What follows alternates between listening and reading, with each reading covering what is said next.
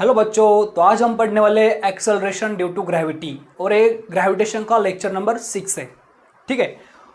Acceleration due to gravity शुरू करने के पहले जो हर बच्चों का एक प्रॉब्लम होता है वो मुझे पूछते हैं, sir what is the difference between capital G and small जी।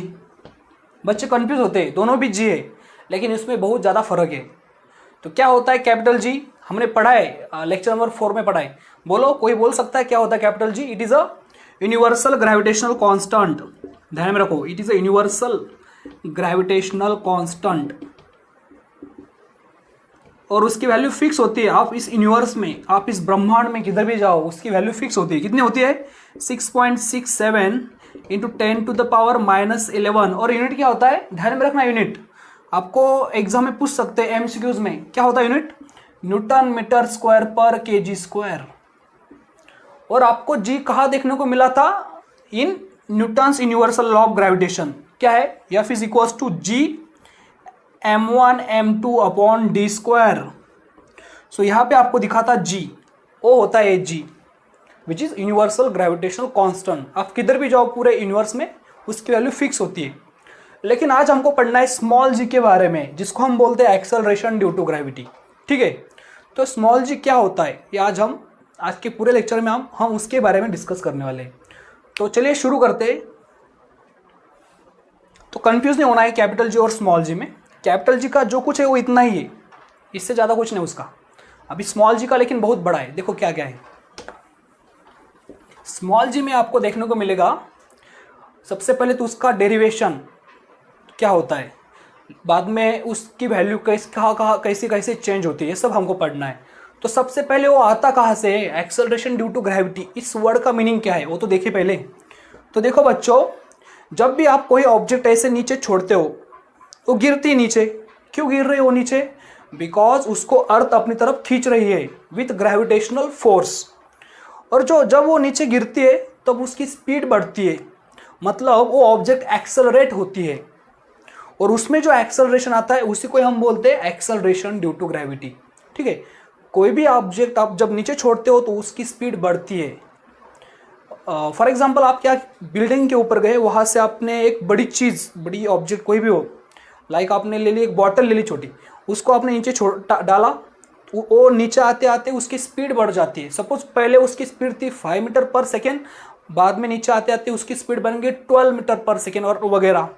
मतलब स्पीड बढ़ गई। वो क्यों बढ़ रही है? बिकॉज जो अर्थ का ग्रेविटेशनल फोर्स उसको अट्रैक्ट कर रहा है अपनी तरफ, जिसके कारण बॉडी एक्सेलरेट हो रही है। और उसी एक्सेलरेशन को हम बोलते हैं एक्सेलरेशन ड्यू टू ग्रेविटी। ठीक है।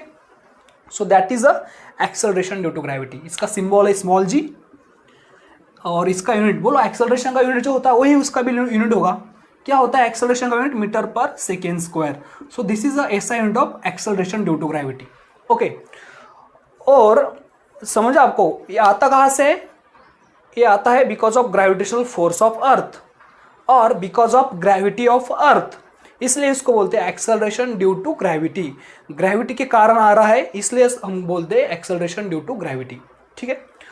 अभी exam point of view important क्या है? इसका डेरिवेशन। आपको एग्जाम में पूछते हैं, 10th बोर्ड एग्जाम में आपको पूछते हैं derive the expression for acceleration due to gravity. तो बच्चों अभी हम इसका डेरिवेशन पढ़ लेंगे।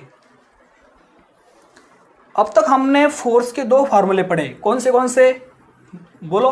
पहला हमने पढ़ा है जो वेट का फार्मूला होता है वही तो फोर्स का फार्मूला होता है, F is equal to mg।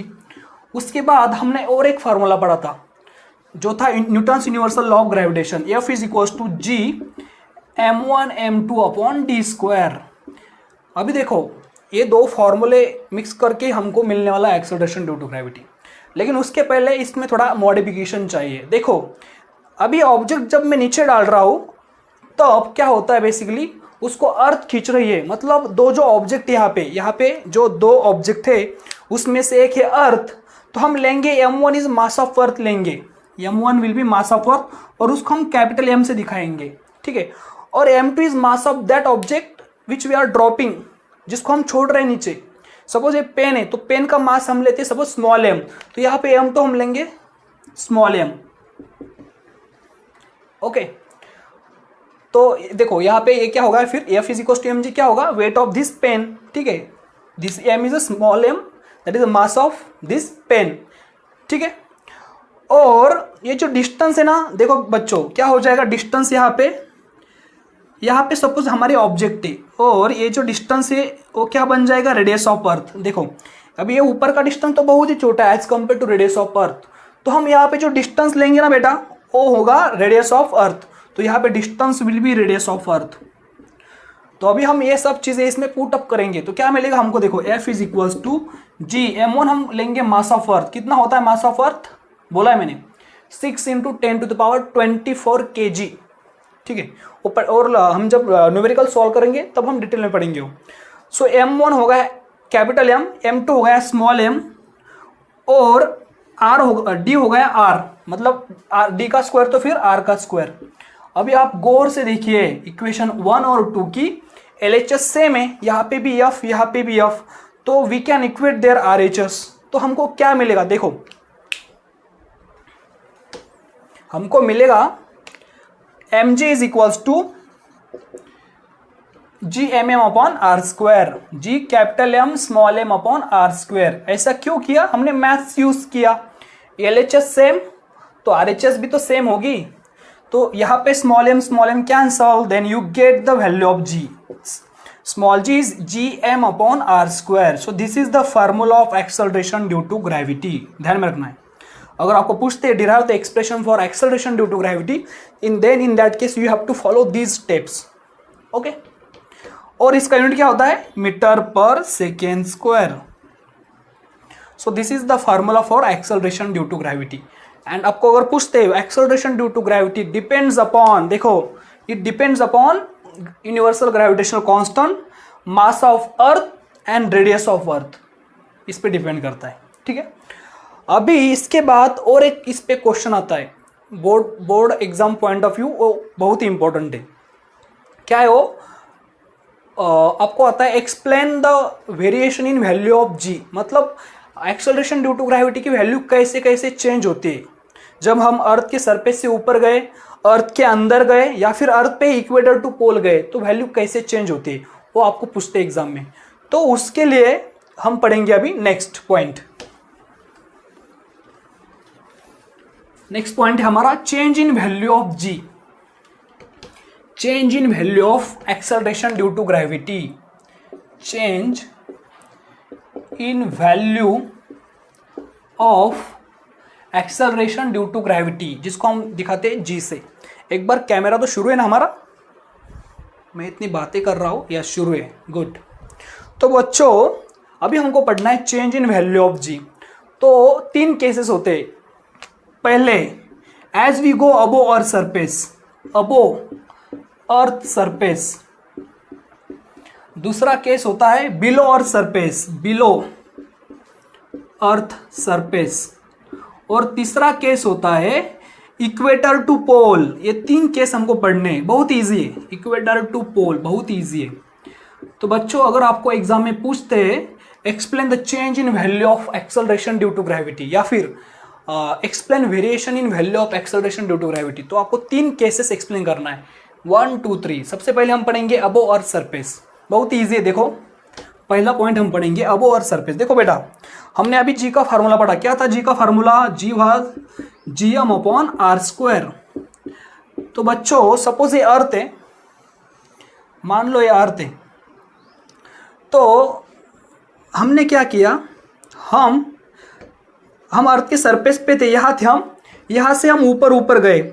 तो जैसे हम ऊपर जाएंगे, या फिर कोई ऑब्जेक्ट हमने ऊपर ऑब्जेक्ट नहीं, हम खुद को कंसिडर करते, जैसे हम ऊपर जाएंगे तो क्या होगा, देखो बेटा हम जैसे अर्थ के ऊपर जाएंगे तो अर्थ के सेंटर से हमारा डिस्टेंस बढ़ता जा रहा है, मतलब R की वैल्यू बढ़ती जा रही है।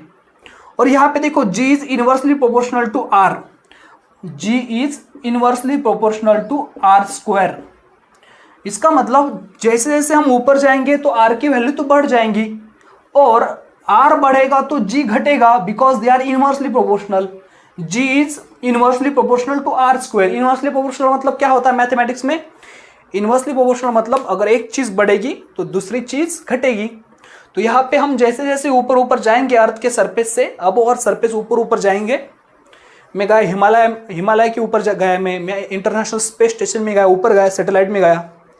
तो जैसे जैसे मैं ऊपर गया वैसे वैसे आर की वैल्यू तो बढ़ रही है, डिस्टेंस फ्रॉम अर्थ सेंटर बढ़ रहा है, तो उसके कारण जी घटेगा, because they are inversely proportional.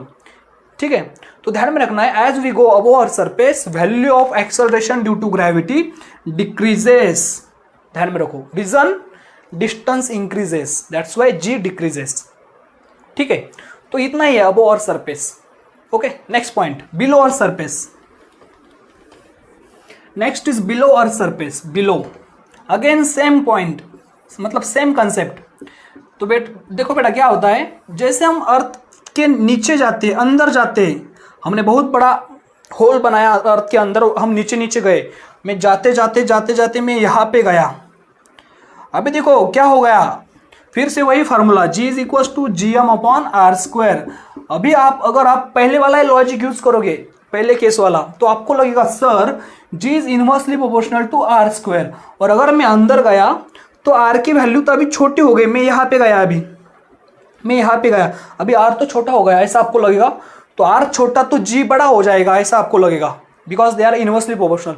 लेकिन एक्चुअल केस में ऐसा होता नहीं है। क्यों? देखो, बिकॉज जब आप अंदर जाओगे तो मास ऑफ अर्थ भी तो कम, इफेक्टिव मास ऑफ अर्थ जो आप पे एक्ट कर रहा है वो भी तो कम हो रहा है। देखो ना, आप जब यहाँ पे जाओगे तो आप पे जो ग्रेविटेशनल फोर्स लगेगा वो इस मास के कारण लगेगा, ये मास के कारण लगेगा, बिकॉज आप यहाँ पे खड़े हो, मतलब इफेक्टिव मास ऑफ अर्थ कम होता है।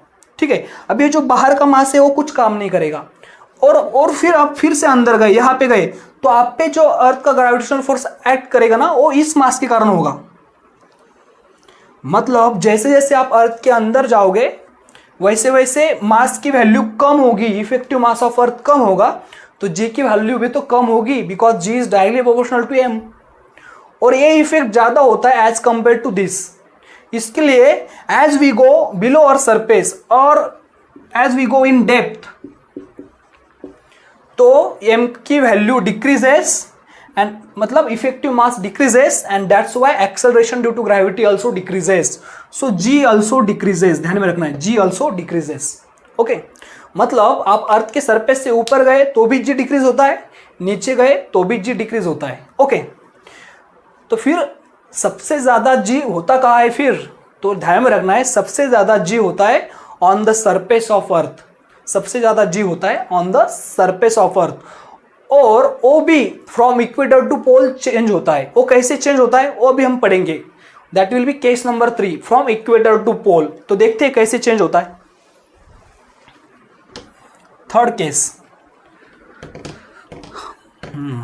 आपको रट्टा मारना नहीं है, पूरे कंसेप्ट एकदम अच्छे से क्लियर करने हैं और थोड़े हंसी मजाक के साथ पढ़ना है आपको फिजिक्स। ठीक है, बिकॉज 11-12 में तो आपको बहुत ही हाई लेवल पे जाना है, बहुत ज़्यादा डिफरेंस है 10th और 11th की फिजिक्स में, डिफिकल्टी लेवल बढ़ जाती है, तो ऐसे में रट्टा मार के तो चलेगा नहीं। ठीक है, तो कंसेप्ट क्लियर होने चाहिए। देखो number 3, from equator to pole, equator to pole.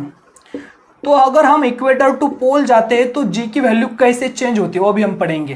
तो देखो बेटा, आपको पता है हमारी जो अर्थ है ना, वो परफेक्ट स्क्वायर नहीं है, परफेक्ट स्पेयर नहीं है, सॉरी स्पेयर, परफेक्ट स्पेयर नहीं है, वो बीच में वो थोड़ी सी बल्ज है, मतलब वो बीच में दबी हुई है, और दबी होने के कारण उसकी ये जो इक्वेटर है, इक्वेटर पे रेडियस ज़्यादा है अर्थ की रेडियस इक्वेटर पे ज़्यादा है।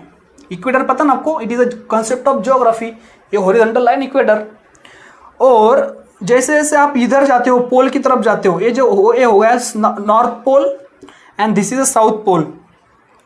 तो जैसे जैसे आप इक्वेटर टू पोल जाते हो ना, वैसे वैसे रेडियस ऑफ अर्थ कम होते जाती है। तो ये रेडियस कम होगी as compare to this radius, ये रेडियस कम होती है, बिकॉज अर्थ बल्ज रहती है एट इक्वेटर, तो रेडियस ज़्यादा है। तो देखो, radius of earth at equator is greater than radius of earth at pole, radius equator पे ज़्यादा है। अभी फिर से उसी फार्मूले को लाओ, क्या था formula? G is equal to GM/R², मतलब G is inversely proportional to R²। तो देखो अभी तो बहुत इजी है, जहां पे R ज्यादा वहां पे G कम, इनवर्सली प्रोपोर्शनल है। तो रेडियस कहां पे ज्यादा है बच्चों? रेडियस है इक्वेटर पे ज्यादा है, तो इक्वेटर पे अगर रेडियस ज्यादा तो वहां पे G कम होगा। सो ध्यान में रखना है, इक्वेटर पे G होता है कम, मतलब as compare to pole value of acceleration due to gravity is less at equator. So g is at equator is less than g at poles, because pole पे रेडियस कम है. अगर रेडियस कम तो जी की वैल्यू ज़्यादा, तो पोल पे जी की वैल्यू ज़्यादा होती है और इक्वेटर पे जी की वैल्यू कम होती है. And reason is radius of earth. Value कितनी होती है इक्वेटर पे? इट इज अराउंड, इक्वेटर पे होती है अराउंड 9 पॉइंट, ज़्यादा फर्क नहीं होता, 9.77 और पोल पे होती है 9.83 मीटर पर सेकेंड स्क्वायर. देखो इतना फर्क है, 9.77 9.83. ओके. और न्यूमेरिकल्स में अगर आपको जी की वैल्यू दी नहीं है तो आपको लेनी है, अगर दिया नहीं है तो आपको लेनी है 10 मीटर पर सेकेंड स्क्वायर. जी की वैल्यू आपको लेनी है 10 मीटर पर सेकेंड स्क्वायर, क्योंकि उससे आपके न्यूमेरिकल्स ईजी बन जाएंगे. ओके, ठीक है. सो ध्यान में रखना है. और लास्ट वन है कि एट द सेंटर जी की वैल्यू कितनी होती है? तो एट द सेंटर होती है जी की वैल्यू 0 होती है. ठीक है, ध्यान में रखना है. At the centre of earth g की वैल्यू 0 होती है. तो this is all about acceleration due to gravity. तो ये सब चीज़ें आपको ध्यान में रखना है. So let us stop here.